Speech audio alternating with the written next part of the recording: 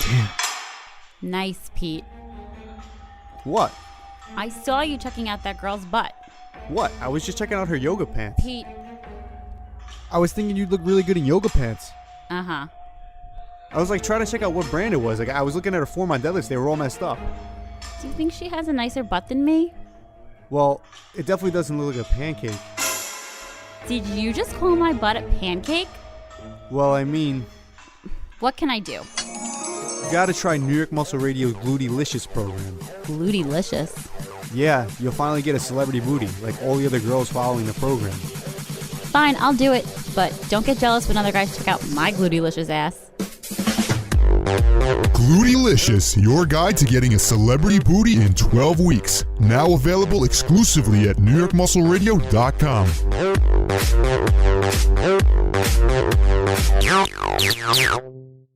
New York's very own muscle building coaches, Anthony Bevilacqua and Pete Kacharian, proudly present to you New York Muscle Radio.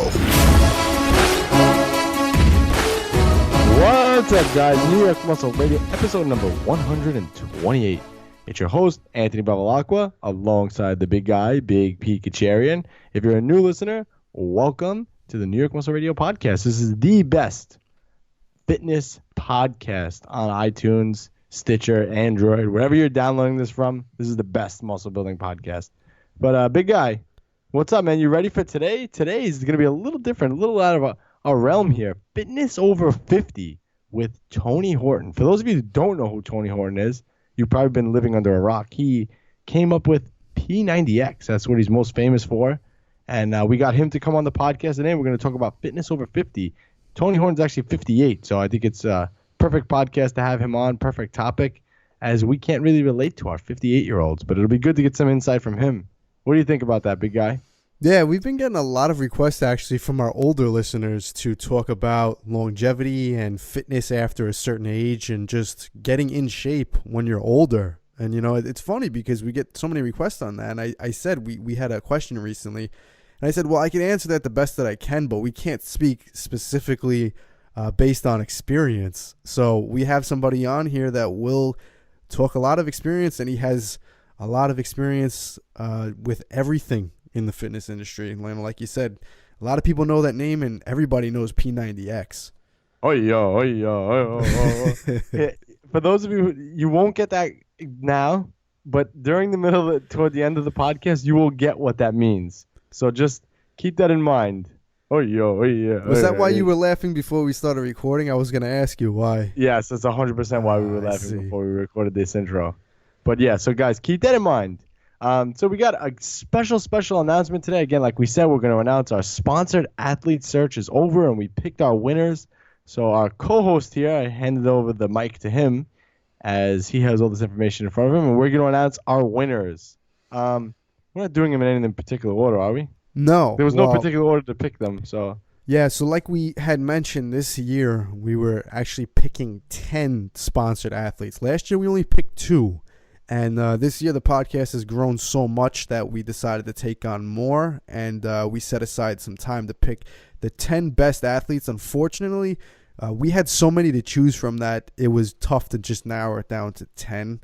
We wanted to take on so many more, but we had to go with the 10 that we felt were the best for the job. And, you know, I really don't think there is an order of importance in here or on a scale of 1 to 10 because all of them are great athletes, and there's a difference in everybody, but also a similarity, if that makes any sense. So we have big range. They all portray proper New York Muscle Radio attributes that we felt that they coincided well with our brand, and that's exactly why we picked them. We got good feelings from them based on what they sent us and what they said in their emails. So go ahead, big guy. Drum roll. All right. So as we mentioned, so we have everything ranging from bodybuilders, physique athletes, the average Joe, to professional wrestlers on this list. So there's a big range here. Oh, The Rock. We finally accepted The Rock, Dwayne Johnson. You got to let me get to that, yes. But we have been in close contact with him, and we did kind of work something out. It was tough to get him when he's got his Under Armour contract right now, so we had to compete with them. But so yes, this is not in any particular order. I'm just going to start shouting them out. We have 10 people on this list. Cutting you off here. We're also going to announce their social media following. So again, guys, you could follow them right away because you're going to witness a huge transformation in all these athletes. So again, give them a follow. Based on, go ahead, give them a follow. And remember, this is going to be these are all sponsored athletes for all of 2017. So you're going to see us working with them for a whole year. So there's plenty of time. You're going to see a big transformation. But all right, so let's get to it. Number 1. I shouldn't give it a number because there is no number. But first on the list. You have to give it a number so we know how many you're in order. So go ahead, just give it a number. Number 1, not in any particular order, we have Lita Emmons, who the New York Muscle Radio community does know a little bit about because she did come on our podcast earlier this year, and she spoke about powerlifting specifically for women. So shout out to Lita. Congratulations. Her Instagram handle is LD_gains. Gains with a Z. So give Lita a shout out and a follow. Next up on the list, we have Jason Carrion. And he is actually, as I mentioned earlier, we do have a wrestler on the list here. He's a wrestler. He's from Brooklyn, and he's also in the fire department. So he's part of the FDNY. So we support the fire department, and his Instagram handle is, it's Brooklyn Bad, but it is actually spelled BKLYNBAD. Brooklyn Bad. Yeah, and actually, fun little fact for those of you who have been listening to this podcast since day one, at the time of recording these podcasts early on in the beginning, I was actually a volunteer firefighter out here in Long Island. So firefighters hold a special place in my heart. Absolutely. So next on the list, again, not in any order of importance, we have Nia K. And she's actually has plans. She's a physique competitor. She has plans to compete sometime around next April. So we'll be helping her get on the stage. And her Instagram handle is OILYSSA. So that would be spelled OHILYSSA. Give her a follow on Instagram, guys. A little more enthusiasm there, big guy. I'm having trouble reading my own handwriting on this one, so. Next on the list, we have Stefan Stankiewicz. I believe that's how you pronounce his last name, and he's probably laughing because he is a very hardcore New York Muscle Radio listener, so he knows we butchers everybody's name, so if we said it correctly, we wouldn't be doing it correctly. And his Instagram handle, we don't really even know him by his first and last name. We just know him as Manselber. So it's MANSELBER on Instagram. Which we're curious what that actually means. Yes. To be honest, we had a conversation before this, and we both mentioned that we weren't sure exactly why that's his handle, because his first name is Stefan, and I don't know what Manselber is. So I'm curious what that actually means. Maybe it's just a nickname. I don't know. Next, we have number 5. This is Jared Mulkin, also known as J-Rod Physique. So J-Rod Physique, that's J_Rod_Physique on Instagram. Give him a follow. Number 6 on the list, we have... I've never seen you struggle so much to get through something, man. You all right? Why? What's wrong? You need some caffeine to wake yourself up from buyproteincoffee.com. Tastes just as good as Fresh Perked. I love that commercial. Hey, great coffee.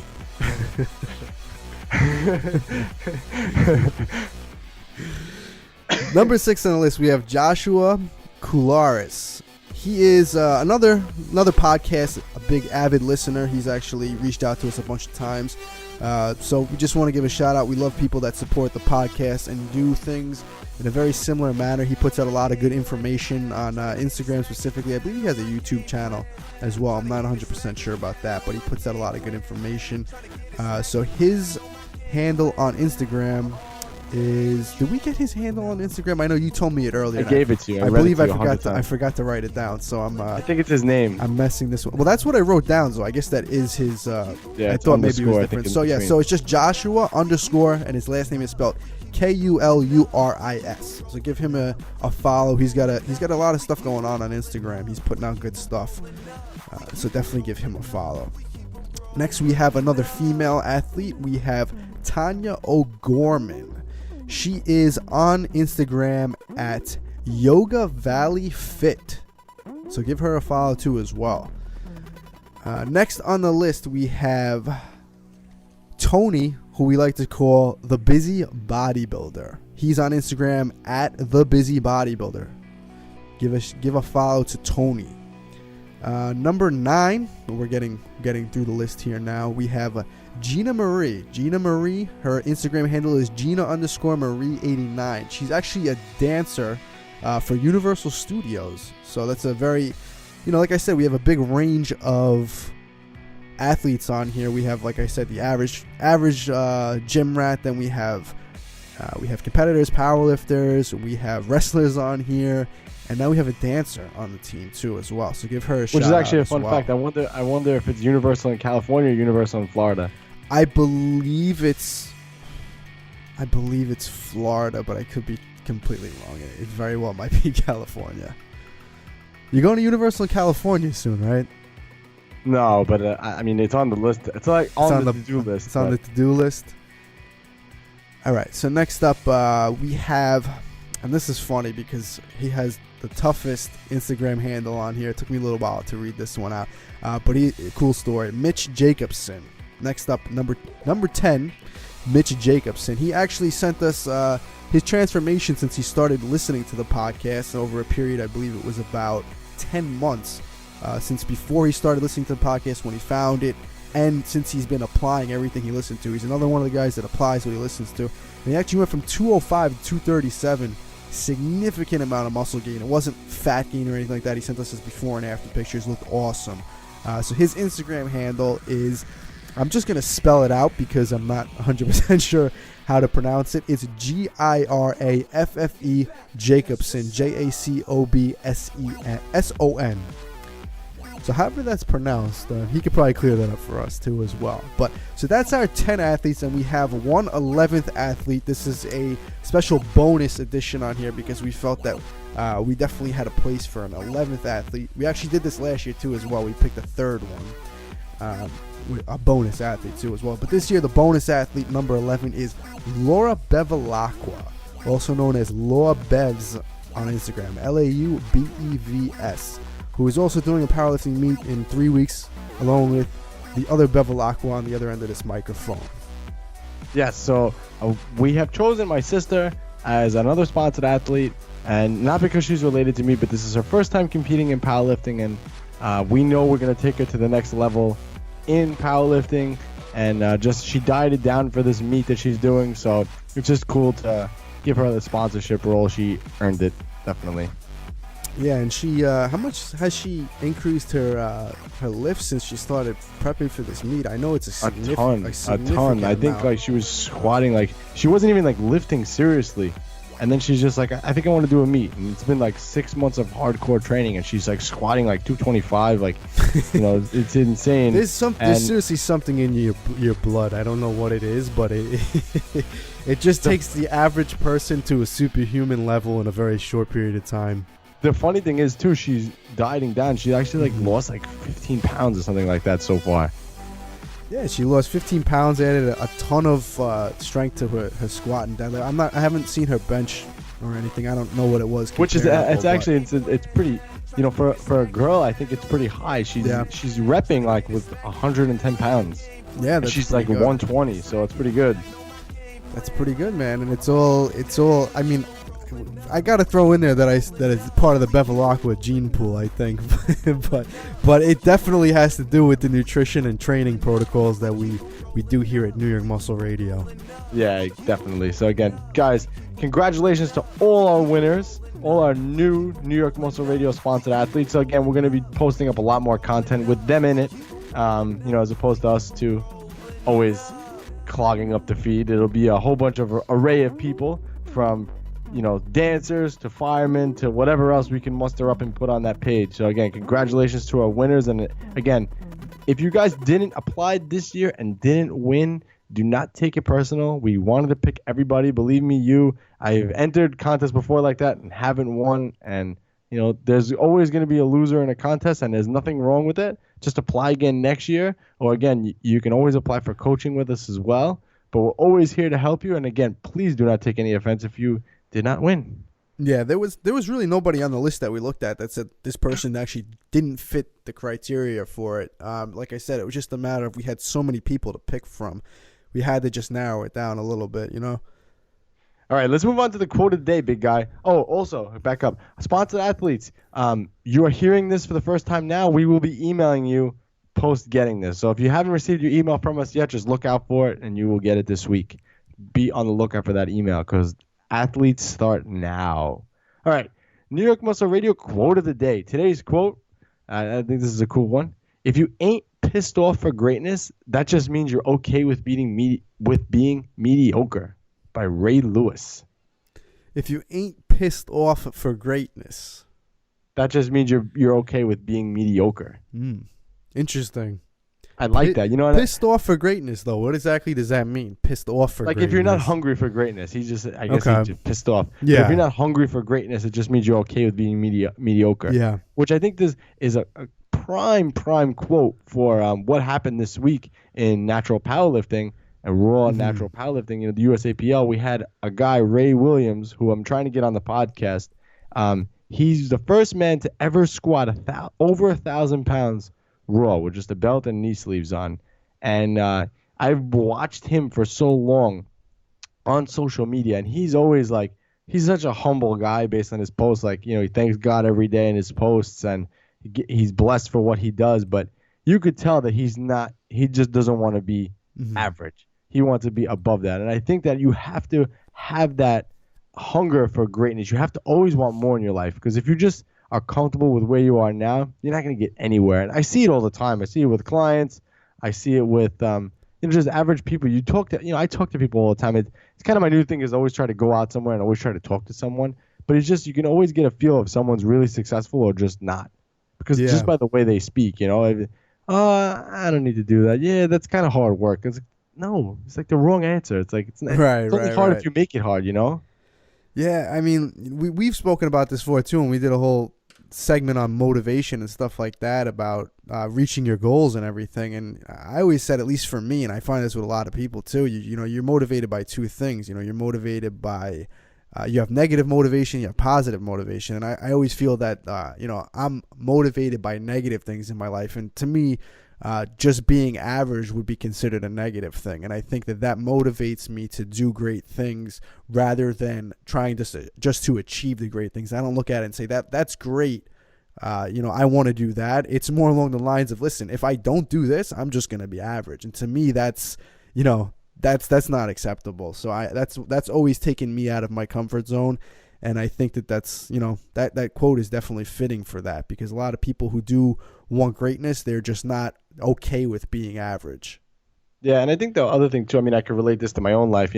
I have no idea what I'm doing as far as running a supplement company. It's just my first product, putting it out there, but I'm just pissed off. I don't want to be average. I want way more than that, and I'm pissed off that it's not.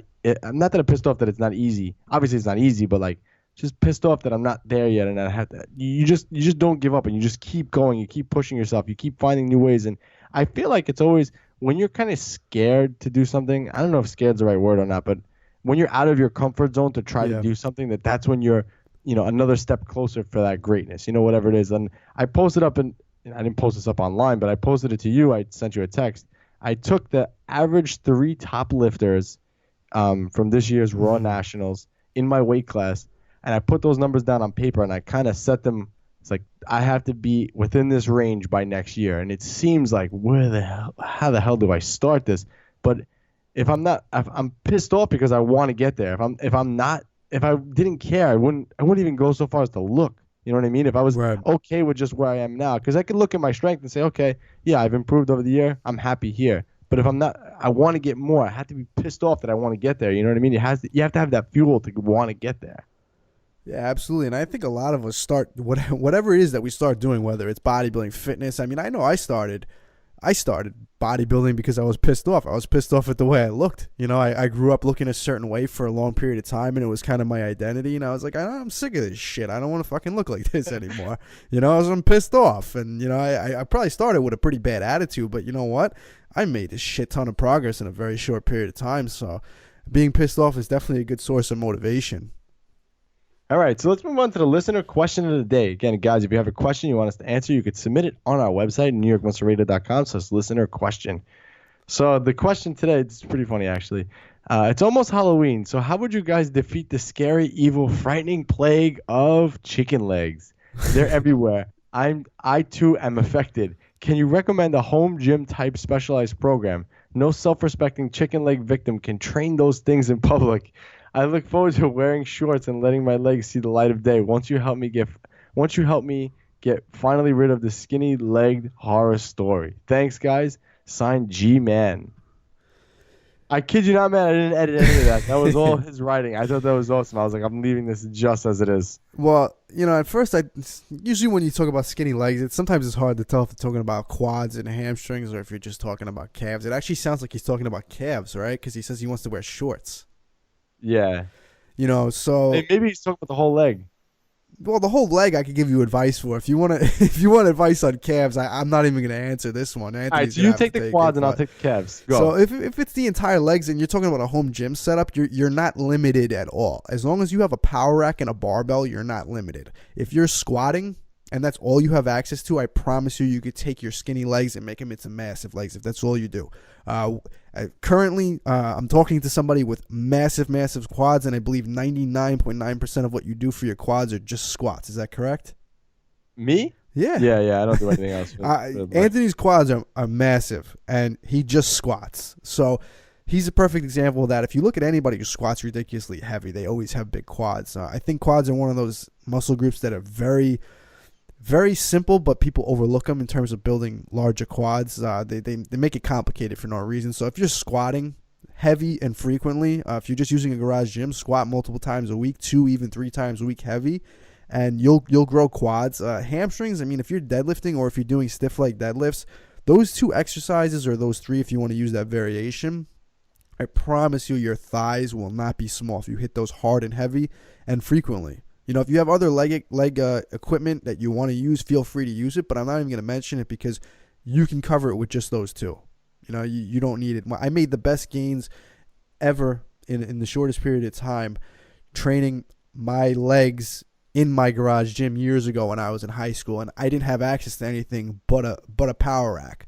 But I took my squat from about, at that point, I believe I was probably squatting. I was younger in my teens. I was squatting at the time, probably about 225, and took it, at 315, and just doing squats, and my legs transformed. Once I got over that barrier right there, adding that other 90 pounds to the squat made a big difference. So take your skinny legs, bring them over to the squat rack, squat heavy, and then do some deadlifts after. You'll be good. Calf time. So again, if you guys want calves, if you're trying to build calves and trying to get rid of those chicken calf legs, especially with a home gym, what I would recommend is you can go on Amazon and pick up a seated calf raise machine. They're relatively inexpensive, and use that thing, abuse that thing. Yeah. Do as much as you can to it. That will help grow your calves. Again, it's all going to come down to volume over time and more weight. So pile weight on. Literally do calves maybe 3-4 times a week, slowly adding that volume in. Start with 2, add volume, add sets, and just keep doing that over and over and over. It's literally that simple. It's just going to take a lot of consistency.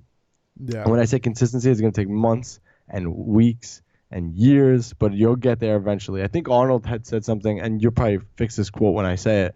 It takes like 30,000 hours to build What was it? Yeah, well, I don't know what the exact quote was, but I'm laughing because I'm going to say the one big thing, again, I don't have large calves. My calves are terrible. And the one thing I could tell you about calf training that is a reason that I probably, that I could have larger calves, but I don't, is the amount of time and effort it takes to build calves if they're not a genetic strong point is ridiculous. And the reason I think a lot of people like myself included, I can speak from experience on this, that do neglect calves is if you're trying to improve a lot of other areas of your physique, throwing in a ton of calves on top of it just becomes so time consuming that you gotta ask yourself what's worth your time. If calves are your focus, then make them your focus. But it's going to take a lot of extra gym time just for something as small as your calves. So unless you're genetically gifted, Anthony's calves are probably twice the size of mine. I don't think I've ever seen him do a calf raise ever. So, everybody's different in that regard. It's a very genetic body part. But if you have small calves and you want to make them bigger, you can. Just know that it's going to take a lot of time and a lot of volume and a lot of frequency.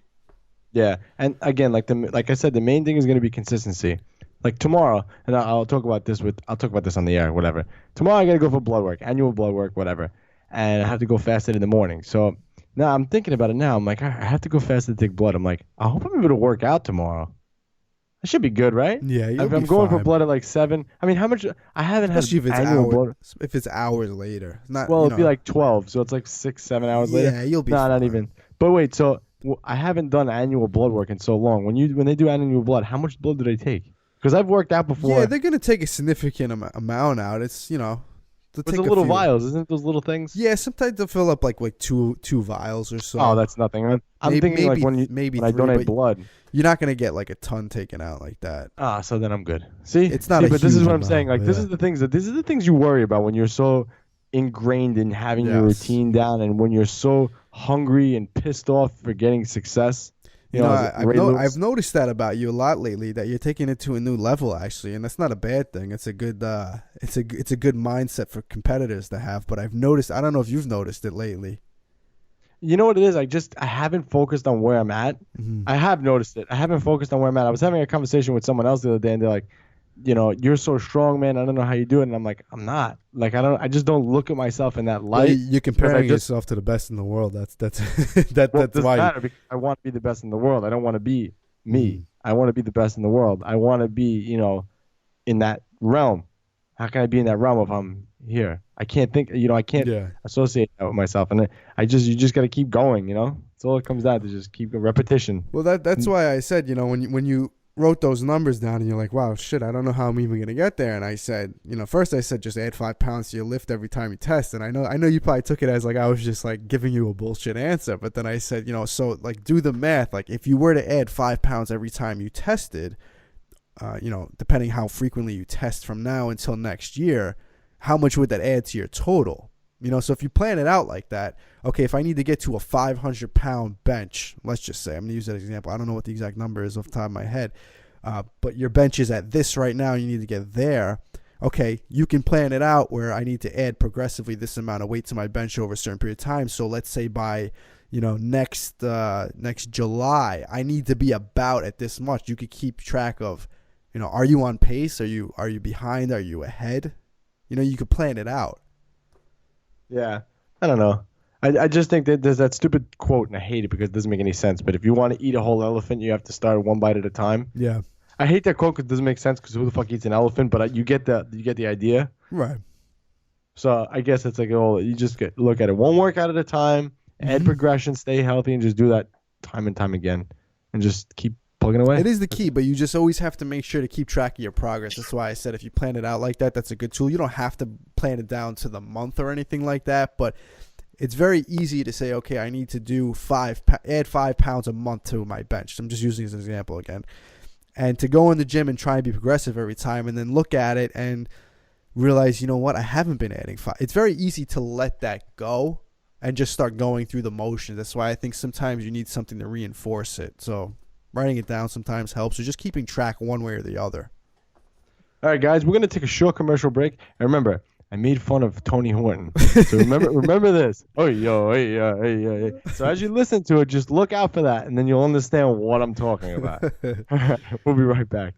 Want anything special for your birthday? Just a decent cup of coffee.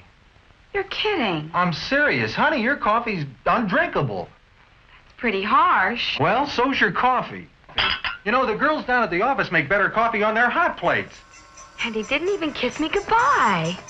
If I could just make a decent cup of coffee, I could relax. So relax. Why don't you try Coffeine from BuyProteinCoffee.com? Tastes good as fresh perked. Good as fresh perked. And it has protein. 10 grams per scoop. I'll surprise Harvey for his birthday tonight. Hey, great coffee. Doesn't it taste good as fresh perked? Better. Better than those girls make at the office? Honey, their coffee can't hold a candle to yours. Coffee, the world's only instant coffee that's fortified with muscle-building protein. Visit buyproteincoffee.com now. But I'll tell you what, when I'm done, my biceps are humongous. Humongous. Like that, bam! My name is Anthony Bevilacqua, and I'm the host of New York Muscle Radio podcast. My arms have been a weak point for years. When I started training, my arms measured 11 inches. Even after many years of hardcore training, nothing would get them to grow. With the help of my co-host, Big Pete, we set out on a mission to gain 1 solid inch to my arms in 12 weeks. In the greatest experiment of all. 12 weeks later, this program finally helped me get 18-inch arms.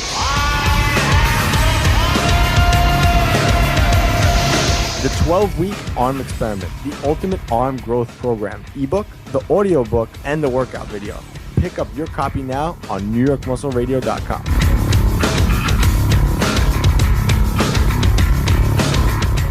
What's up, New York Muscle Radio listeners? It's your co-host, Big Pete Kacharian, and I'm glad you're all listening. Put down that tilapia and asparagus. Learn how to get bigger, stronger, and leaner eating what you want. Pick up a copy of Cracking the Flexible Dieting Code exclusively at NewYorkMuscleRadio.com. But for now, let's get to the show.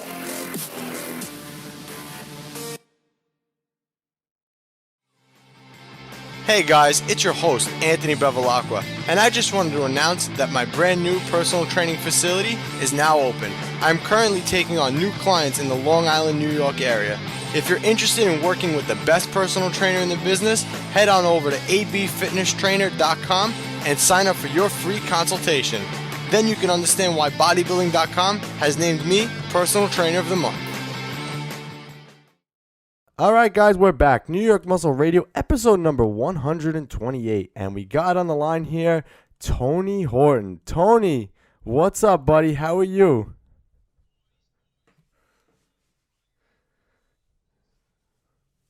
It's awesome, guys. So let's welcome 58-year-old Tony Horton. He's a former Rhode Island native that eventually moved out to California, starting a personal training business out of his garage, training clients including Bruce Springsteen, Usher, Tom Petty, Billy Idol, and Annie Lexon.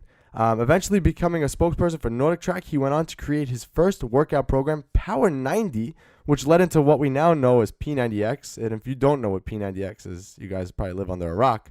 So Tony, introduce yourself, man. Tell everybody a little bit more about you. I gave like the really, really short story there. Oh, I can give you the long story. Well, I've had a hell of a ride, boys. I came out to California in 1980. I was a Rhode Island guy, and I was 6 credits short of graduating from the University of Rhode Island.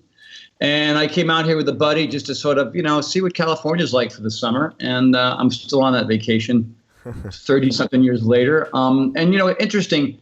I wasn't a great athlete. I wasn't that kid in high school that was, on the basketball, football, baseball team. I was on the football team, more of a tackling dummy really during the week than an actual player. I think I got in for about a total of, 4.5 minutes in the course of a season my senior year. And I didn't know about training. I didn't know about calisthenics and balance and speed and range of motion and proprioception and core and functional and bodybuilding and track work. I didn't know anything. I could catch a football, and I could run down the field, but I didn't really. I was probably the second smallest kid on the team, and I came out here, and I came out to California. A lot of people don't know I came out here to be an actor, and I was a fairly fine-looking chap, so I tried some modeling. I dabbled in that a little bit as well back in those days in my early 20s, and I had some successes, little commercials and whatnot. But mostly I was a bartender and a handyman, and I would even go down to the pier in Santa Monica in Venice, and I'd do pantomime street performance thing, this NC-17 rated, performance on the street, which, was kind of funny and irreverent and fun. And, when I was broke at times so bad, I had to go, I was like, geez, I don't have any money for breakfast. So I would go down to the pier, make about $25 and feed myself Cheerios and yogurt for 3 days. But I didn't know. I was in my 20s and I didn't care. And I was living hand to mouth and didn't even have a credit card yet. I didn't even have a car yet. I would ride my bike everywhere. It was just the nature of making a big change. But the cool thing was that I was running into people that were just fitter than me left and right. You know what I mean? That the athletes were fit back in high school and college, and everybody else, they kind of avoided it like the plague. But out here in California, it's just people playing volleyball and they're mountain biking and they're hiking and they're skiing in the local mountains and they're surfing. I mean, it's just sort of happening out here. And so I thought, I got to catch up, man. So I joined a gym, and then I joined another one. And before I knew it, I was a member of 4 different gyms because there were 4 different vibes at each one. And then I was at one point working at 20th Century Fox as a production assistant. And I had an agent, and I was going on auditions, and my agent said, man, you gotta get a little bit stronger and bigger if you want to get more modeling jobs. So, I was in Hollywood. I thought, oh, these people know what they're doing. I'll just follow their lead. And my boss noticed. He said, geez, man, you're looking buff. And what are you doing? My boss was kind of chubby. So I started training my boss. He was my very first client, just some guy who was trying to make movies over at 20th Century Fox. And he was a good guy, and I got him in great shape. And eventually he left the movie industry, and I left. I didn't have to. One client led to another, and I had about 5 or 6, and I was driving all over town and didn't have to tend bar anymore. I didn't have to do mime at the pier anymore. And this guy, Harlan Goodman, introduced me to Tom Petty. Just Tom Petty called me up, and I hung up on him because I thought it was one of my buddies just pulling my leg. Hi, it's Tom Petty. I'm looking for Tony Horton, man. And I go, who the hell is this? So he called back, hey, I think you hung up on me. My name is Tom Petty. And I was like, holy shit, So I went to Tom's house the next day, and then Tom, got ripped. I got him super lean and super fit for his tour.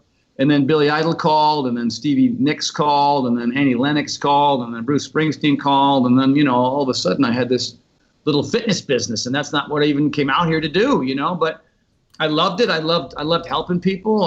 When I got versed in yoga and Pilates and weightlifting and body resistance and gymnastics. And which was really sort of the beginning of Power 90 and P90X, which was sort of getting away from just going to the gym and doing chest and getting on the bike for 45 minutes and then going and just doing legs for an hour and a half and then getting on the elliptical for 45 minutes. That's how I started. But, when I learned a little bit about boxing and kickboxing, what it allowed me to do is become more versatile in my training. And so the more versatile I was, the better I could help more people. And so all of a sudden, I was doing the acting on one end and I was doing the fitness on the other. And then, when I was invited to go to Minnesota to be on a NordicTrack commercial, I was able to walk and chew gum.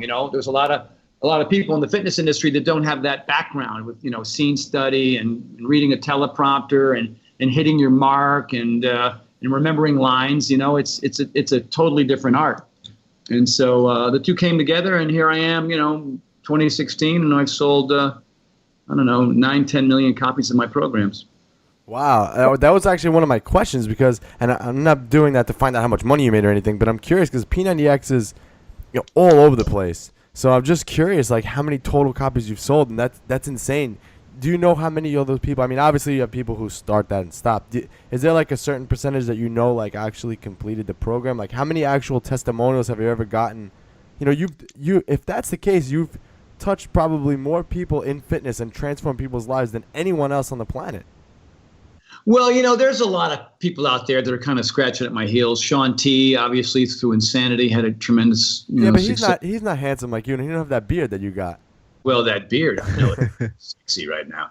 Well, the beard was really kind of part of our Spec Ops 22-minute hardcore program that actually launches or starts testing in about a week or two. And it's been out for about a year. And most of our, if you go online or you buy it online or you can buy the DVDs. You've been able to buy them for about 9-10 months. So it's not brand new, but it'll be brand new to the general public. So, the reason why I think I'm successful is like anybody, like the Rolling Stones or like Madonna or whoever, you got to reinvent yourself. And so what happens to a lot of people, they get a certain niche and they get pretty good at it and they're afraid, there's a lot of guys that are, super strong, but I couldn't drag them kicking and screaming to a yoga class to save their lives. And, there's a lot of gals that I know that are maybe into spinning or soul cycle or something, but I couldn't get them to lift to bench press to save their lives. And so, it's all about diversification.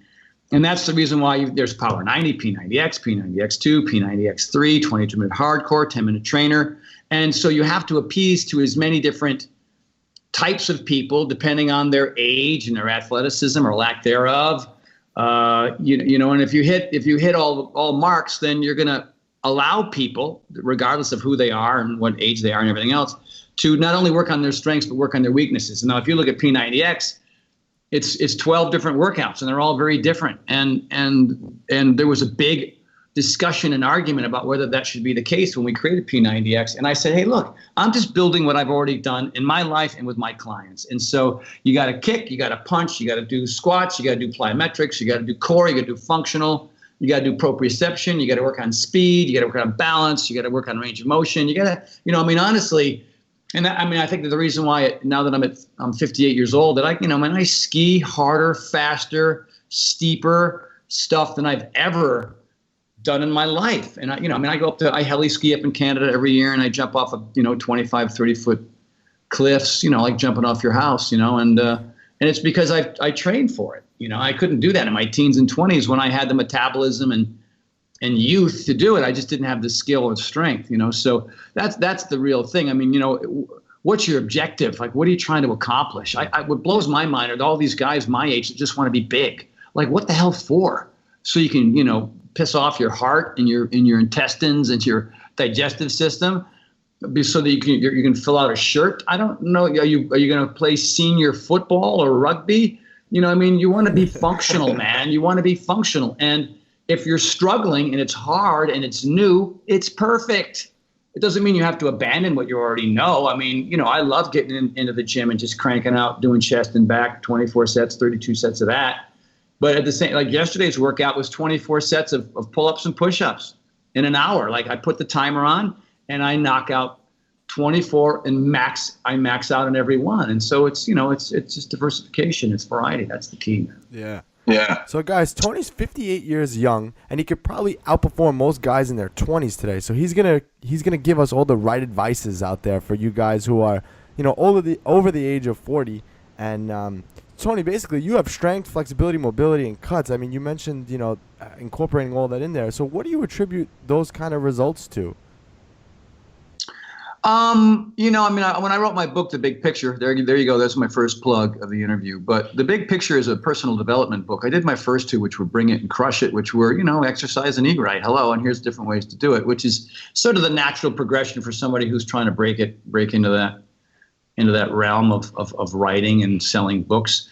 But the issue with so many people is that they're lacking, I think, three things. And they're a critical part of the book, and I explain this all the time. Obviously, you need commitment, you need determination, you need accountability, you need a plan, you need a purpose. These are all, various aspects of success. But when it comes to the actual getting as lean and as fit and as strong and as flexible as you can, you need variety, consistency, and intensity. So, we talked about variety already, right? I go to yoga. Here's my week. I schedule 7 days a week. And I don't always do 7. I take a day off here and there. I took Wednesday off this week, which means, that's my one day off. But Monday is plyometrics. It's all gravity-based plyometrics. No plyo boxes or anything. Just getting as low as you can and getting as high as you can. Moving laterally, left, right, front, center, up, down. Moving like an athlete would move, like a football player or lacrosse player or hockey or football player would move, to train their lower half. So that's all heart, lungs, and legs. On Monday. Now, Tuesday, I have to leave the lower half alone because it's screaming. And lately, it's been shoulders and arms. And so for a while there, I was just doing, military presses and shoulder flies and bent over shoulder flies and upright rows and, blah, blah, blah, and tricep pull downs and one arm tricep kickbacks and, strip setting biceps, whatever. I was doing just kind of the weight thing. Now lately, I've been in this place where I'm doing inversions. So I do 4 handstands maximum, until I crash. And then I do forearm stands, and I do headstands. And then I'll do walking headstands where I walk backwards up a wall. Wow. And back and forth, as many of those I can do until I cry. And so now now I'm basically doing like basic gymnastics, right? So, if you train gymnastics as somebody in their 50s, it's really hard. You have such an edge over everybody else who's sitting on their ass lifting weights over their head. You know what I mean? It's just, but, so you don't neglect one and do the other. You do both. So that's, and then with arm, I can't build my biceps anymore. I haven't had, it's so hard for me to get sore biceps. So I strip set them. I do, I used to do, 4 to 6 sets of different kinds of curls. Now I just do, I'll do 12 to 20 sets of biceps just to get something going there. But your biceps a glamour muscle. It doesn't really do much. It can help you do a chin up, but I like looking good in a shirt. So why the hell not? And then Wednesday is just a cardio day, just a pure blaster, 3 to 5 minutes on treadmill, VersaClimber, jumping rope, ski machine, slide board, heavy bag. Is there another one in there? It really depends. And stationary bike. So that's it. Because I get tired hearing this. I know, dude. But I don't know how anybody gets on elliptical for 45 minutes. I mean, I'd rather jump off a cliff and land on a bag of shard glass. Honestly, it just sounds as boring and as mundane and as, I mean, think about it. If I always say it's like a hamster on a wheel. It is. If you go VersaClimber, stationary bike, treadmill, VersaClimber, rope, heavy bag, think of how much more muscle recruitment there is there. You're avoiding boredom, injuries, and plateaus, right? So it's variety, even within the course of one workout. Then Thursday, like yesterday's, chest and back. It's a lot of pull-ups and push-ups and bench pressing and lat pull-downs and rows. And, it's the usual. And that depends. Sometimes I'll do it, like yesterday, it's all pull-ups and push-ups. Other days, it's all weight. Sometimes it's a combination. And then Friday, I kind of jump between 3 different workouts. One's called Quadzilla, which is it's a CrossFit workout that is just butt and quads and hammies, and it's hurdles and it's plyo boxes and it's mountain squats with 40-pound sandbags, and it's plyometric lunges with 40-pound dumbbells. It's just brutal. And then I have another one called Boxes and Balls, which is just all core functional stuff on plyo boxes, a lot of plyo boxes. You go from a 1.5 foot one to a 3.5 foot one. And that's there's 10 exercises repeated twice for a total of 20, and it's a ripper. And then lately I've been doing this body part weakness routine on Fridays, which is like, Romanian one-legged deadlifts, one-legged calf raises, pike presses, upright rows, and then two core moves, which are, one's called sidewinders and the other one's like just simple bicycles where you do 80 or like 160. It's awful. We do 7 rounds of that and everybody wants to kill themselves. And then Saturday's yoga. It's always been yoga. It's either morning or evening, depending on which class I go to. And then Sunday is my 2.5 to 3.5 hour gymnastics routine where we climb ropes, we do swing handstands on parallel bars, I go up and down and all around the pegboard. We do one-arm push-ups on a stability ball. It's just butt kicking, and that's usually a crew. And then the workout, even though it's 2.5 to 3.5 hours, like 1 or 2 guys will go, and then everybody else will scream and yell at them, and then somebody else goes and somebody else goes. So if there's only 3 of us, it goes quicker. If it's 6 or 7 of us, it takes longer. But so basically, if I could summarize everything, you're to attribute to the results you've gotten, it's just variety's the spice of life. Variety's the spice of fitness, man. Yeah. It really is. It really is. Just putting myself in it's skill-based stuff. It's skill-based stuff. Like a lat row, there's no skill in that. Yeah. I mean, it's a good exercise. It's better than sitting on the couch and smoking crack, But it's just a lat row. I mean, you can do a military press with some dumbbells or a straight bar, or you can get upside down and work on isometrically. I mean, the pump that I get from doing handstand after handstand after handstand is as big a pump as I get from pressing weight over my head. Because if you're pressing weight, you're usually sitting down. Yeah. So everything from your rib cage to your toes aren't doing anything. If you're upside down, and it's frustrating. I mean, handstands are a bear, and most guys don't want to do them because they can't do them, and it takes months and months and months of training it. And besides, to do a good handstand, you have to have flexible shoulders. You have to engage your core. You got to engage your quads, and you're working on all that proprioceptive stability stuff. And I still am not great at them, but I do them because I see the value in it. Yeah, it's funny because a lot of people, especially as you age, I mean, I can see myself, I'm 29, I'm going to be 30, but, just the thought of doing handstand push-ups, like, oh, man, those are really, really tough for me to even think about. So I can only imagine someone who's older, hearing this right now and say, oh, I can't do that. But if you start from the bottom or start with push-ups and slowly work your way doing them against the wall and building up, you'll definitely gain the strength to do it. But I think for longevity purposes and overall health and wellness, I mean, you got the right idea there because you're taking yourself into more functionality and more use of in daily life. Whereas, if you're bodybuilding on a bodybuilder routine, you're stuck doing just a lat pull down. I mean, everything has its place in time. But I really think that if longevity is your goal, that's what you have to be doing. Well, longevity is one, but quality of life as you get older. Yes, correct, correct. Or because, there's certain types of fitness that even though it's creating an aesthetic improvement, you're also leaving yourself open to injury. And you're vulnerable to injury as you continue to do sort of the same aesthetic stuff. And I'm trying to avoid that, you know what I mean? Because look, how many people do you guys know that have been training hard and doing everything right and showing up 5, 6, 7 days a week and eating pretty well, whose shoulders are jacked up and their backs are jacked up and their knees are jacked up and their neck is jacked up? Is because they don't have enough meditation and yoga in their life. You know what I mean? They're not sleeping enough hours on the night. They're not hydrated. You know what I mean? They're not taking the right supplements, or they're eating. You know what I mean? They're on this paleo kick that they think is gonna, do everything, and that maybe works temporarily. But I was vegan for a while, then I was vegetarian for a while, then I was paleo for a while, and now I'm just everything all the time. I eat paleo meals and vegan meals and vegetarian meals. I just make sure that I look down at my plate and I recognize what the hell I'm eating. Is it fruits, vegetables, whole grains, lean proteins, and healthy fats? If it is, good. You got to have a certain amount of calorie intake and everything else. And, if you want to, figure out what your macros are and everything. I just eat really healthy food all the time, and I eat when I'm hungry. Yeah. And I know that sounds almost, 1955, but it works for me, you know what I mean? And by the way, it takes all the pressure off, and it's not hard. Like last night, I'm at this party after this movie screening, and all the stuff's going by, and it's this guy lives a Hollywood life. Candy, and I went, no.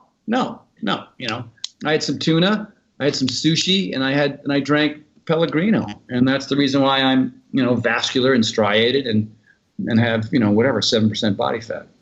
Having discipline. Hello. Yeah, well, that's the one thing that we also explain to everybody. We always say constantly on this podcast, fitness is a lifestyle. You have to do it every day. It doesn't matter.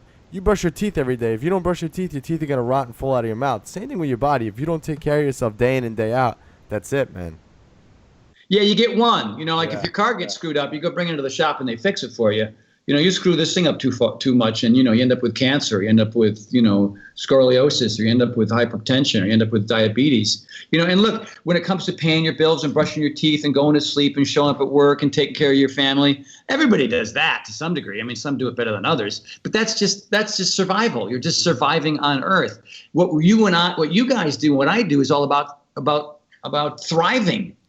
Look, when you're overweight, you're overwhelmed. When you're eating poorly, you're overwhelmed. When you're not getting enough sleep, you don't have the energy and enthusiasm to take life on. If you're eating well, doing the right supplements, and exercising on a regular basis, the world opens up to you. There's a greater sense of adventure. There's a greater sense of accomplishment and confidence, and the ability to physically go do stuff. Do you want to participate in life, or do you want to be somebody who just sits on the sidelines? And the foundation of all of it comes from eating well, taking the right supplements, and exercising more often than not. And then you just have to you have a completely different perspective about who you are, where you're going, the people you want to hang around. It's life altering. So if you're listening in, I don't care if you're 28 or 58 like me. I mean, anybody can have it. There are very few universal truths. We all want to say, hey, what's the best exercise for this? I don't know. You're an ectomorph. I don't know. You're an endomorph. I don't know. You're 4'3". I don't know. You're 6'7". I don't know. You're athletic. I don't know. Maybe you've never had an athletic day in your life. So don't ask me a question about what's the best. It's different from person to person. But when it comes to signing up for something, having a lot of variety, being consistent with it, and eating well, that's universal truth for everybody. How you get there is different, but it is really scheduling the time to do it, scheduling creating the like you guys have each other. You guys are pals. You've been doing this forever. You're trying to help large groups of people. You support each other. A lot of people have no support at all. They're not getting any help from their spouse. All their friends think they're crazy. What happened to you, man? Well, now you're not drinking beer with us anymore during the ball game. There's so much, here you are trying to do something good for you. It's going to affect the people around you, and people are giving you crap for it. It's like, it's brutal, and so you just have to, you have to listen to you guys. You got to listen to me, and you got to find new friends. Yep. And that's how you can, well into your 90s, kick ass. It sounds almost cliche a little bit, because like I'm sure there's going to be some people listening to this saying, oh, he's just saying that. But when you live fitness and you do fitness every day and you make it part of your life, you build confidence, and you're 100% right in what you say. And it's only until you're deep into it that you actually realize and appreciate that and say, yeah, like I can hear what you're saying, and I agree 1,000% because fitness is my life. And it's almost like you have to get to a certain point where you actually start believing what you're saying, you know? Well, people are so frightened of it. And especially if you've gone, I think ex-athletes do a little bit better than people who have never been athletic. A lot of people wait for the final straw sometimes because the doctor says so, or they had a health scare or something. And it just seems like this overwhelming, brutal transition. And it doesn't have to be, it doesn't have to be. It's not like I'm expecting you to, repeat gym class from 11th grade. It starts out with going for a walk. Like if you're doing nothing, something always kicks the crap out of nothing. You know what I mean? And so start out small and stay curious. Keep your expectations extraordinarily low, right? Stop trying to be a perfectionist about this thing. And the expression that I've actually trademarked and patented is do your best and forget the rest. And so if that's all you really have to do, and you understand that changes from day to day, you're going to be all right. You know what I mean? I mean, look, if you're 58 and you're an college football player, well, you're going to have to get over the fact that you're not going to be able to bench 350 ever again. You know what I mean? That doesn't matter anymore. But you can certainly get your butt on the deck and do as many push-ups as you can. You know what I mean? And you can put your feet up on a chair and do some incline push-ups as well. And you don't need to go, pack up your bag and get in the car and go to the gym and feel intimidated. You know what I mean? And that's the reason why we sold millions and millions of copies of workout programs, because they've been tested and tested and tested. And you can just move your coffee table out of the way and suck it up and try it. You know what I mean? And that's it. That's what you guys do. That's what I do. And what happens even in our industry quite often is, the yogis go, yoga is the most important thing, and everything outside of yoga is stupid. And you know what I mean? All this bodybuilding stuff is crazy. And you go, what? That's idiotic. Same thing with bodybuilders. It's all about chest size and bench pressing and how much you squat. And you couldn't drag them into a yoga class to save their lives, but it would dramatically improve the quality of their muscle, the length of their muscle, the look of their muscle, and prevent injury, hello. But most people don't know this stuff, and so there's a lot of ways to skin a cat, man. And the most important thing is not to get so hung up on how to do it, but just get outside your comfort zone here and there, and stay curious, ask questions, and be consistent. I think that's really where the magic is. Yeah, and speaking about injuries too, we actually have a large amount of, I guess you could say, the older crowd coming to us who are trying to get back into fitness. Maybe they have suffered from injuries and extended layoffs, and now that they're not as young as they used to be, they can't recover as well and get right back into it. What advice would you give for them? Well, chances are they're trying to duplicate some glory day from the past. You know what I mean? Like, I love somebody who's, used to, back when they were single, before they got married and had kids, they're going on their little 3 to 5 mile run 2 or 3 times a week, and they do their push-ups and pull-ups. And then they try to duplicate that 20 years later. I mean, that's insane. You have to let the ego go, and you got to go to experts. You got to start out small. And it usually has something to do with lack of flexibility and when it comes to certain things, and just being okay with it. Like yesterday's workout was one of my weakest ever. It just was, because I've got this cold and it was kind of kicking in and my energy was down. How do you get cold in California? Well, because from my wife. That's how I got it from my wife. You know what I mean? She's not here, so I can't throw her under the bus. But she said, "You didn't get it from me." I said, "Well, you were coughing and sneezing and boom, and we're in the same bed and we're kissing and hugging. So there's a pretty good chance I got it from her." And she was in a group. She does these group things with some of her friends, and one of them had a cold, and I don't know where the hell she got it, but it's funny how it gets passed along. So yeah, but here I am in the middle of a cold. I can breathe really well, because I don't feed the cold, right? I know what kind of teas to drink. I do one of those nasal blasters, right? You fill it with salt and you do that. I do all the right things, but anyway, I did my workout anyway yesterday, and it wasn't the greatest workout in the world, but it was certainly a hell of a lot better than not showing up at all. And that's the thing. Yeah. I think the short answer is, when you've been off for a long time and you're trying to get back in, typically because of your ego, you overtrain. Yep. All right. Yep. So you overtrain, and then you go, oh, see, I'm not supposed to be fit. I'm too old. No, you did the wrong thing. You did the wrong thing the wrong way, and if I had had you and I had gotten some history on you, I would have made you do stuff that you had never done before, and I'd make you do it in a super mellow way. And you go, I don't know, does that even work? I go, well, how do you feel? He goes, well, I feel great. I go, well, then boom.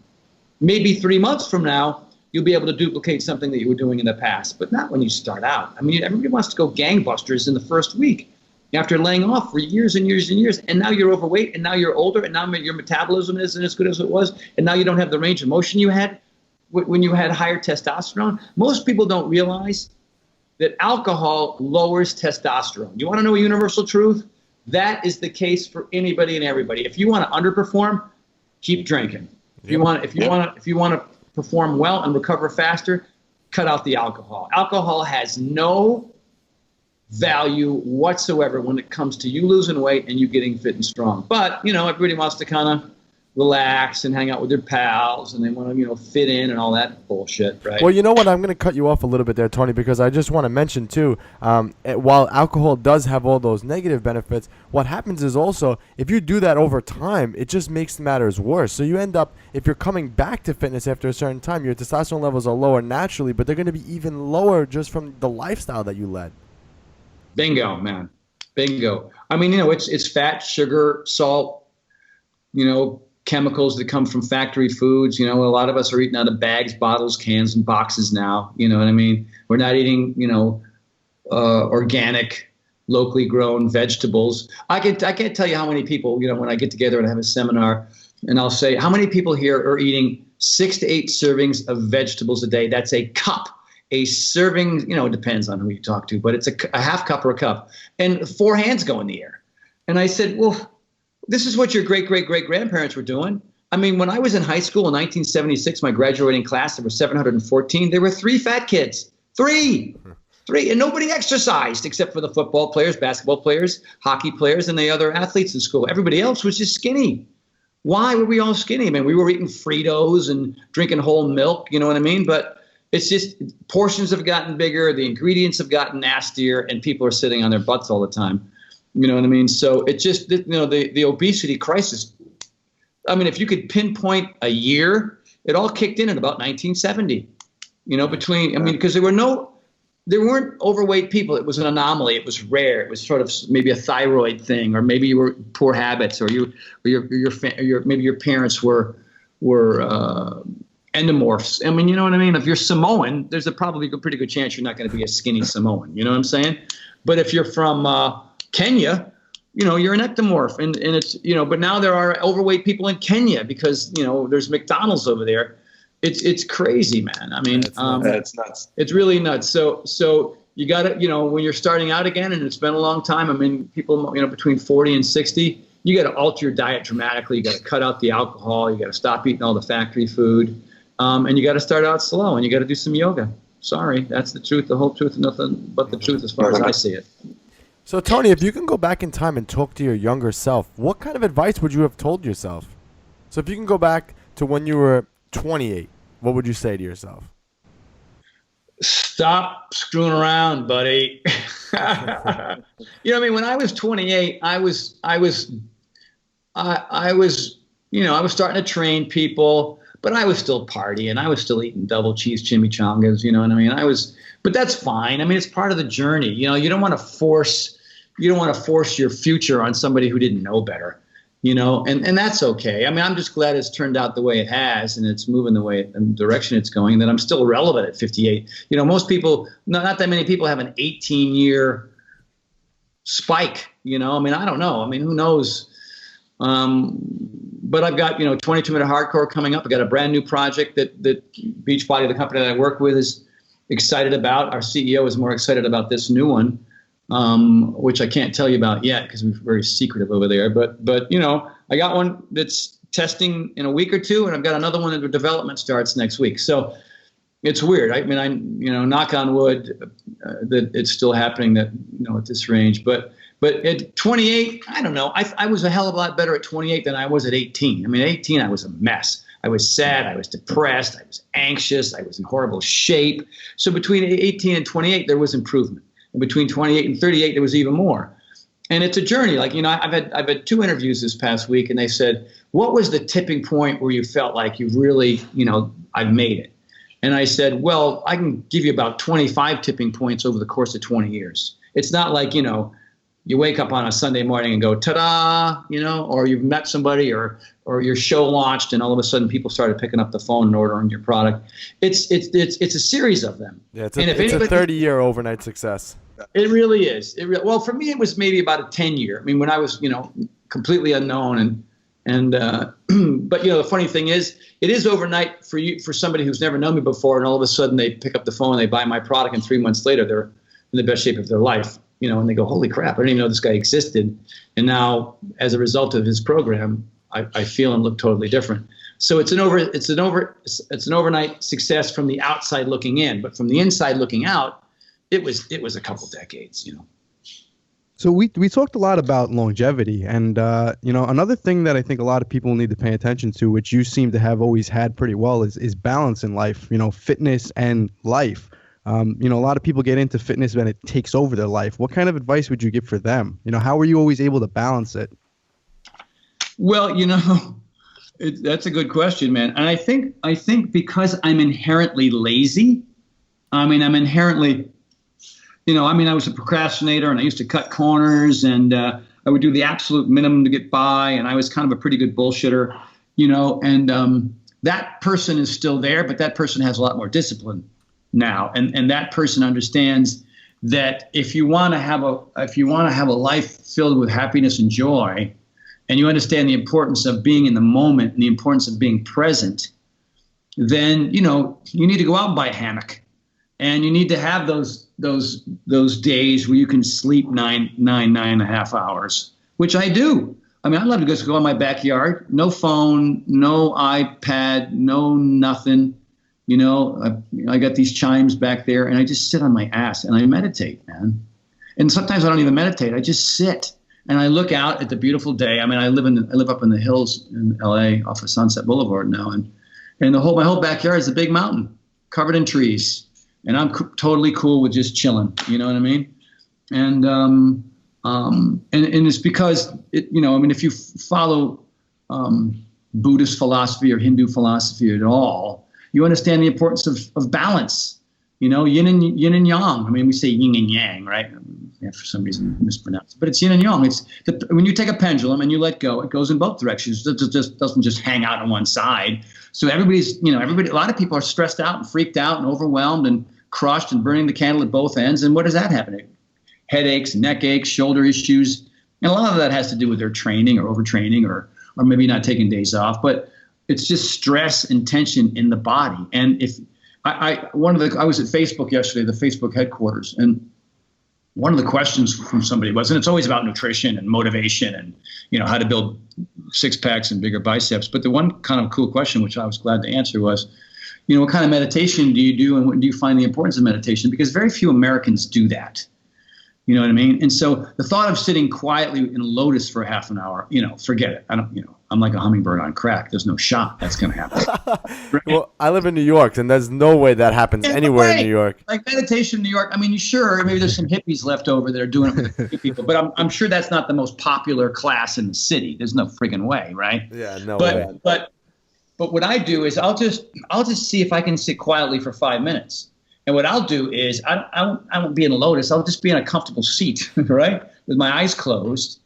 And, you can do it with your hands in your lap, your hands in lotus, or you can put your hands in prayer, whatever you want. I don't care. Pick your poison. And not even keep a pad of paper and a pen next to me. Not always, but what happens in the silence while you're awake is that you learn things about yourself. Like everybody has issues. Everybody has problems. Everybody has a sister, a mother, a brother, a cousin, somebody or a coworker or somebody that's given them strife or a situation or a meeting or a phone call or an email they have to deal with and they don't have the answer.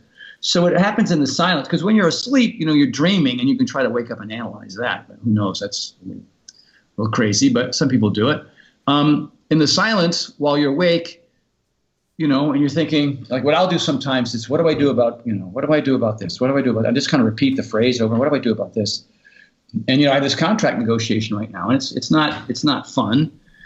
And, it's like 10 things came to me that I wouldn't have gotten if I wasn't just sitting quietly asking that question over again. So I pull out my pen and I write it down. Okay, I could try this, I could try this. And then you have the phone call in the meeting and they go, oh my God, where'd you come up with that? Well, I was just sitting quietly in my backyard on my bench and it came to my mind, The other kind of meditation, which is what Navy SEALs do when they're under, learn how to kind of deal with being underwater, is called 4x4 breathing. And you can go 5x5, 6x5, 7x7. And you can do that lying down. I like just doing this one lying down. You take a big inhale and a 4 count. 1, 2, 3, 4. You hold your breath, and you hold your breath for 4. And then you exhale for 4. And then when there's no air in your lungs at all, you hold that for 4. And you do that for 5 minutes. Holy crap, man. It feels like, and I don't endorse getting high, but it feels like that. And this comes from a guy who grew up in the 70s. So I used to do that stuff. Back in the day. It's just you feel so awake, so present, so alert. And then the last 5 minutes is ohms, from yoga. Ohms are just the sort of the meditative sound that you do at the end of a yoga class where you just, you do that for 5 minutes. And, you can do just the ohms or just the 4x4 or just the lotus thing where you're writing down notes and based on some thoughts that come to your head. And, if you're freaking out and life is hard and you don't have solutions and you find yourself really anxious and angry and things are going, poorly, or you've got aches and pains that, you don't want to take another Vicodin for, because here's the thing. Here's what meditation does. Here's what yoga does. Here's what fitness does. It's you finding solutions through you as opposed through others or meds or anger or whatever it is, right? And it's part of evolution. It's part of becoming a sophisticated adult. It helps you deal with your stuff. You know what I mean? Mm-hmm. And so, and a lot of people will hear this and they'll go, yeah, whatever, dude. Forget it. I'll just go hit the heavy bag, which would probably work as well, I don't know what it is, or whatever. But it helps you find solutions in life. And I don't do it very often. It's not like I don't have a regular practice, I used to read M. Scott Peck, if anybody knows, Road Less Traveled. I mean, this guy was a genius, a very spiritual guy, but he was also a psychologist. And he would meditate for an hour and a half a day. And he would pray for an hour and a half a day. And he would say one was listening to God and the other one was talking to God. And I thought that fascinating. I go, well, okay, if he can do 90 minutes, I can do 5. Yeah, exactly. 5 minutes sounds like forever, though, when you're sitting there by yourself. But I think you could get lost talking to yourself almost, and you could kind of figure out any problem, when you're talking, you're having that time with yourself. And not the time with yourself that my co-host likes to have, but just overall that time, time by yourself, I really think that. Hey, I don't know.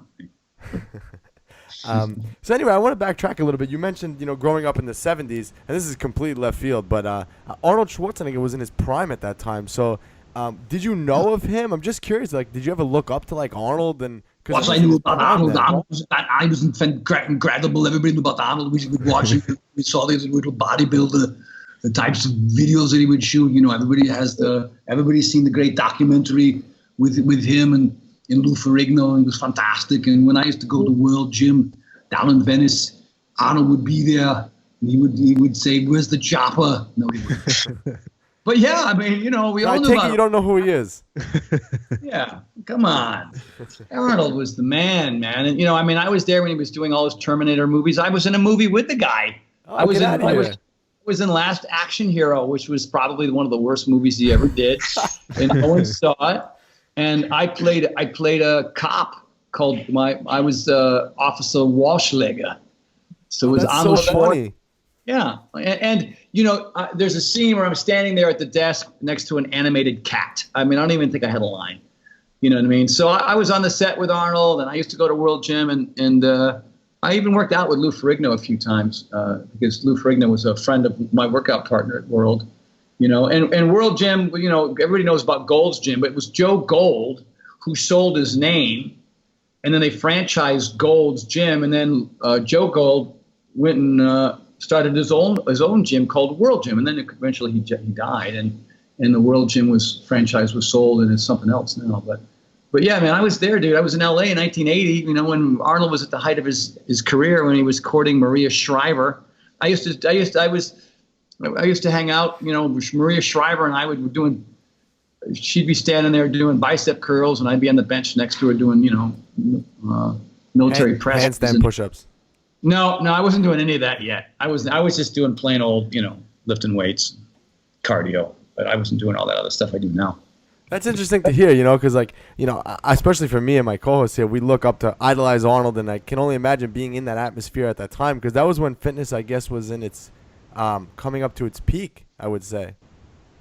Yeah, I mean, you know, Arnold was he was the icon. I mean, I think even for a while there, a year or two, he was the face of the President's Council for Physical Fitness. You know, I'm not sure, one of the Bush presidents gave him that title, so he would travel around and do that, but you know, that was the age of Jane Fonda and Billy Blanks came in toward the end of that, and you know, Arnold was the man, you know, but there were all that stuff, like aerobics was brand new. I went to aerobics classes because I was the only dude in there. It's like, oh guys, we got to go in there. All the women are like, go in there. That's where we got to go.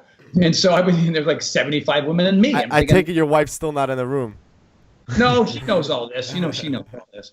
Yeah, I mean, a lot of the reason why I was going to, remember I was 4 different gyms. I was a single guy, and I wanted to meet a girlfriend. So I met a lot of gals back in the day in these various places, and that was part of it, you know. But when you're young and you're single, it's all about looks. It's all about aesthetics. It's all about compliments. You know what I mean? Because not always. I mean, if you're an athlete, obviously you're trying to be a better athlete as well. But I was lifting and doing cardio to get big and cut and vascular and striated. That was the goal. But now it's changed. I mean, it has to change. And your body, if you're, you know, forces you to change. I mean, you know, I get blood work every 6 months to check everything, you know, from my hormones to my, you know, my vitamin D to my testosterone. You know, there's testosterone and free testosterone. I didn't know what's the difference. Well, testosterone is the number that you have, and the free testosterone is the stuff that you get to access when you're actually working out. So I had really high testosterone without any sort of supplementation, no HGH, no testosterone supplements. You know, when you train 6-7 days a week, your testosterone should be pretty high. But my free testosterone was really low, which was I didn't know, you know. So, you know, I take a little thyroid meditation. I take Armour Thyroid now, which was prescribed for me, and DHEA, which you can get in any pharmacy, you know, I mean, I think 25 milligrams a day, which bring up my free testosterone, which allows me to recover faster, so I can go around a pegboard still, so I can climb up rope upside down still. And so after a Monday night plyo class, I'm not sore till Friday, you know what I mean? And it's just knowing these things, you know, and checking these things out and learning about these things. That's interesting that you actually brought that up with the testosterone check, because I have some clients that I train in person that are a little older, and they get their test levels checked. And obviously we know as we age, you know, testosterone levels drop, and he got a low test back also, like just similar to what you had just overcome and said. So it's pretty common in guys older. So what kind of advice would you give, I guess in general, when dealing with something like that? Because as we know, testosterone's kind of that youth hormone. It sure is. You know, you got testosterone and estrogen, and you want to make sure you can, you know, get the best levels you possibly can. And there's different ways to go. Like, think about the enlightened guy who goes, "Hey man, this is all part of aging." You know what I mean? I'm healthy, I'm fit, I feel pretty good. I don't need to bench a bunch of weight anymore. I'm just going to go to yoga and do higher reps and lower weight and be okay with it. I mean, there's nothing wrong with that. You know what I mean? You can live as long and as healthy as anyone, just deciding not to do any kind of stuff. You know what I mean? And so for me, I'm a fitness trainer, and I have to take pictures with my shirt off in my 50s. You know what I mean? But I want to make sure that I don't go too far. You know, so a DHEA supplement, and extra egg whites and whey protein is kind of the route that I've taken. Maybe more paleo meals. I keep the carbs lower, but, you know, I still complex carbs. I have to have complex carbs for a boxing class or for that Wednesday cardio routine. You know, I don't want to bonk, right? So it's just sort of, you know, doing all that. Then other guys, they want to go further because, you know, they got fragile egos. So they're doing the HGH and they're doing the, you know, extra supplementing with testosterone. But, you know, there's not enough studies to show what the long-term effects of that are. So, you know, are you mutating cells and helping cancer grow inside your body? I don't know. For some guys, yes. For some, not an issue. You know, the thing with HGH, you feel like you can lift the gym, but your tendons and ligaments don't improve with HGH. They're the same old 50, 60-year-old tendons you have. And so, you know, I know more than one guy that have just, you know, labrum tears and rotator cuff issues and ACL tears and hamstrings that are popping left and right. And that, you know, so, you know, if you're trying to lift the gym and keep the certain size and you're in my age range and you're taking HGH, man, you know, it's just a trickier equation. And so, yeah, you know, and I've been asked several times, you know, are you on HGH? I go, no, dude, I'm going to just do everything I can to do it as clean as I can for as long as I can, because I don't want, you know, I don't want to be popping tendons and ligaments and having those issues because, you know, I'm 190 pounds and I'm bigger. Who cares? You know what I mean? So it's you really have to just, you know, have to decide, you know, how much your ego's in play with this stuff. And if it's too much in play, well, you know, look out, you know, trouble ahead, possible. All right, Tony. So if we could summarize this whole podcast, Fitness Over 50, what recommendations would you give someone who is younger and wants to continue working out until in their 90s? So what would, if we could sum everything up, go ahead, go. I would say you need to immerse yourself in new types of fitness that challenge you. And the types of things that, you know, if you look at somebody like you guys, I don't know how old you are. What are you guys? You're 29, turning 30. I don't know about you, Pete. I don't know how old you are. But Pete, how old are you? 27. 20, you punk kid, you. Right. So you guys, so here's the beautiful thing. Walt Whitman, you know, very famous philosopher, poet, writer. He wrote, "The fruit of youth is forever gone at 26." And so I don't know what Walt Whitman knew about the human body and how it changes and grows. But, you know, when you're in your, right, when you're going from adolescence to teenager to young adult, your testosterone is high, your recovery is high, you're manufacturing cells without having to lift a muscle. But when you get into your mid-20s and your early 30s, the only way you're going to be able to sort of have any kind of, what's the word I'm looking for? I'm not saying this right, but the only way you can kind of rejuvenate new cells, that's the word, rejuvenate new cells, is through exercise in various forms of exercise, right? And so what does a young person have? Well, they usually have pretty good balance, better than somebody who's older. I mean, look at older folks, right? They're just walking down the street, they fall off the curb, they break their hip, they go to intensive care, and 2 weeks later, everybody's at their funeral. I mean, it's like that, right? It's just like, holy smokes. You know, so balance is a critical piece to staying young. A lot of young people never work on it. Like they don't go to yoga and stand on one leg and do warrior 3 and tree pose and warrior dance. They don't even know what that stuff is, right? But yoga, if you want to stay young and you're in your 30s and 20s and you want to feel as good as you do now and as strong as you do now and as durable and not vulnerable, then you better start kicking in that yoga once or twice a week and just get in there and be terrible and sweat your butt off, because you will, because there'll be so much stress and strain and newness from the balance work, from the strength work, from the isometric work, and from the flexibility work. That's what you get from yoga. You get almost all of it except for speed. Now, young people can naturally move pretty quickly. You know, young athletes going up and down a court, up and down a field, left and right, soccer players, hockey, football, right? But older people, when do older people ever move quickly? And when they try to duplicate their past, what do? They get hurt. Why? Because they didn't do yoga to allow the muscles to be flexible so that they can move more quickly. So I go to UCLA track and I run 100s and 200s and 400s. And I do hurdles. And I move like a track athlete. Now, am I the fastest guy out there? Not by any means. I'm the slowest one out there. But I warm up for 45 minutes to an hour, and I only do like, you know, a couple hundreds, some 150s, and some 200s, and I'm out of there. So most of it is prep work, right? Because, you know, if you think you're going to run around the track twice and then start doing sprints, and you're in your 40s and 50s and you haven't done it ever or in 20 years, you're screwed. Those hamstrings are going to go gonzo, right? So you got balance, you got speed, and you got range of motion. If you're doing the types of exercises and fitness that allow you to really emphasize those three things, along with lifting, along with, you know, other things that you enjoy, then you're going to end up like me. You're going to end up in really, really good shape, feeling like you're in your 20s or 30s, and defying the odds across the board, becoming an absolute anomaly. And that's why I do it. I mean, even Jack LaLanne, who, you know, passed away at 96, he was never a yoga guy. You know what I mean? He was never a Pilates guy. I mean, Joseph Pilates was his nemesis. You know what I mean? Like, you know, who's bigger in the fitness industry back in the 50s? You know, Joseph Pilates or Jack LaLanne, and the two of them. Like, what if the two of them got together and shared what each other knew? They both would have been better. So that's really it. You know what I mean? But the thing is, there are only 7 days in the week. So, you know, that's the hard part. That's the conundrum. How do you go, okay, man, I got your chest and back, I got shoulders and arms, I got to do legs. Where do I fit this yoga stuff in? Where do I fit this Pilates stuff in? Where do I fit, you know? I would tell everybody who's listening to go out and buy a slack line. And if you don't know what that is, Google it. It's a piece of 1 inch or 2 inch webbing that you tie between two trees and you walk on it.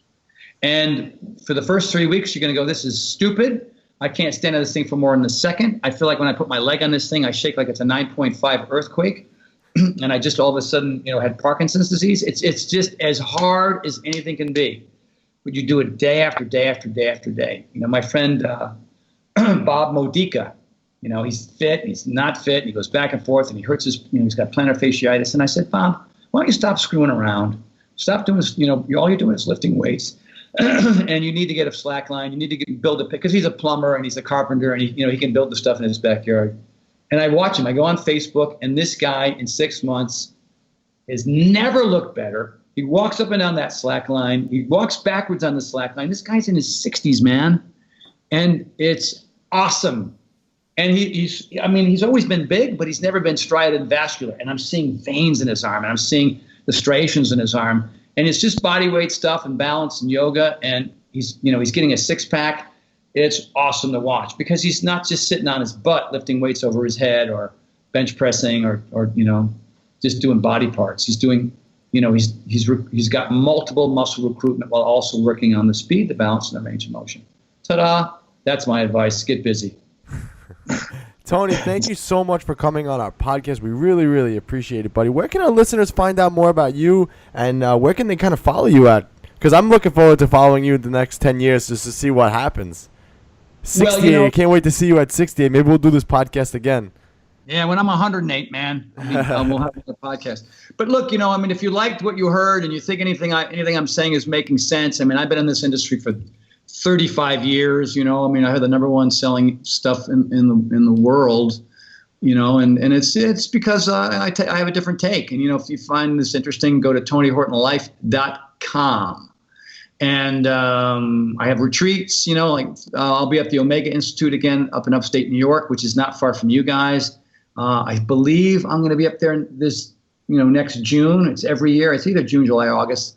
But, you know, go to Tony Horton Life. It'll be up on the site, and it's a 2.5-day intensive, you know, where we work out and we talk about nutrition and motivation and all of it, and variety, intensity, consistency. And it sells out with 100 people, so it's super intimate. It's only 100 people. You know, I do events with 26,000 people. So, you know, I don't even get to shake a hand at those events.